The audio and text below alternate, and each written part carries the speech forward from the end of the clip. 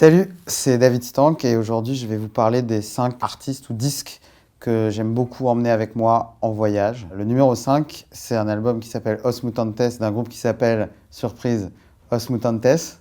C'est vraiment un super groupe brésilien, c'est les papes de la musique psychédélique et tropicaliste brésilienne. L'album Os Mutantes, leur premier album, donc c'est les frères Dias et Rita Lee, qui est devenu une star de la chanson brésilienne par la suite. C'est un groupe historiquement très important puisqu'ils étaient révolutionnaires dans un moment où la diplomatie n'était pas un mot très courant au Brésil. J'invite tout le monde à écouter Os Mutantes.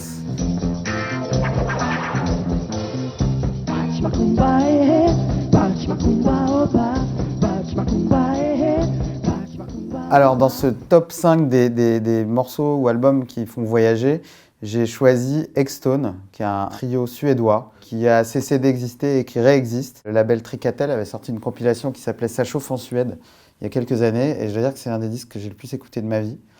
Le chanteur s'appelle Per Sunding et il a une voix incroyable. Et il joue de la basse, c'est assez rare les bassistes qui chantent.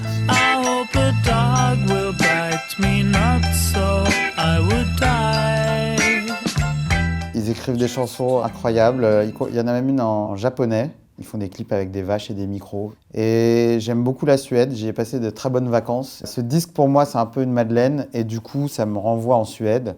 Bref, Extone, super groupe pour voyager en Suède du coup.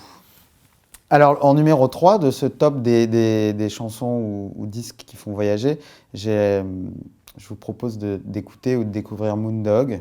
Moondog c'est un personnage assez incroyable qui est décédé il y a quelques années, un vieux monsieur qui habitait longtemps dans la rue à New York, sur la 5e avenue, qui était donc SDF, aveugle, habillé en viking. Ça fait beaucoup pour un seul homme. Il a été adoubé par Steve Reich, Philip Glass. Bernstein l'a aidé à enregistrer un album avec le Philharmonique de New York, etc. Il inventait des instruments. Enfin, c'est un personnage incroyable et il a fait des albums complètement fous.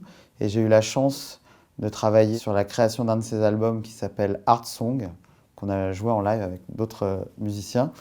Et Art Song, c'est vraiment un très très bel album. C'est juste piano et voix, avec un tout petit peu d'arrangement, mais très très peu. Ouais, bah là pour le coup, ça me fait vraiment voyager. C'est des comptines chantées par ce vieux monsieur qui chantait pas très bien, mais qui a une voix assez unique. Et donc, si vous voulez juste vous échapper, mettez Art Song de Moondog.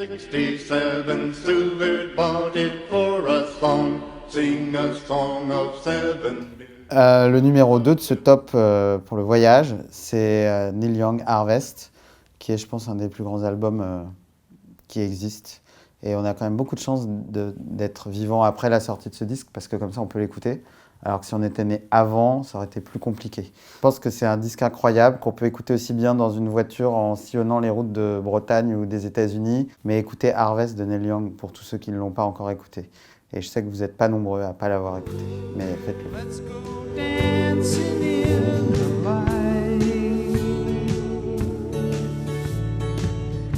Le numéro 1 de ce top pour le voyage, c'est Love Supreme de John Coltrane, qui est peut-être le disque que j'ai le plus écouté de ma vie. Au top quand il est en train de switcher d'un jazz post-bop au free, avec le meilleur groupe du moment, McCoy Tyner, etc., Elvin Jones. Voilà, il n'y a pas grand-chose à dire. On peut l'écouter en faisant du vélo, en étant dans l'avion, en étant dans un train, ou par exemple si vous êtes à table pour un dîner de Noël et qu'en fait les gens autour de vous vous ennuient, vous pouvez vous le mettre et tout d'un coup Noël sera hyper cool.